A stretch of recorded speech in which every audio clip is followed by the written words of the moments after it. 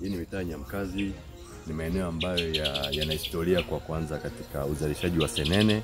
Nadhani watoto wa Kihaya wananielewa. Mitaa hii ndo wanasema ilikuwa ndo. Here I'm talking about the grasshopper business. This is where you see the natives have been coming during this season for the business sales grasshoppers, for the business of selling them. And this grasshopper has benefited them by improving their life status, especially development in their families, development in societies. Like some people buy like cars, cribs, new cribs, you know, they cater for their necessities. This is African business. Bukoba Umuka, you know what it is.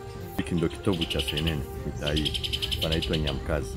Kwa kama mlivyoona hayo majengo, watu wanaweka mpaka mahema ya kulala, na senene zimekuwa zikinufaisha watu. Wamejenga, watu wamenunua, wamefanya biashara kubwa, watu wamenunua magari, yani senene zimenufaisha sana. Wengine wanasafirisha mpaka nje na mitandao ya kufanya masoko.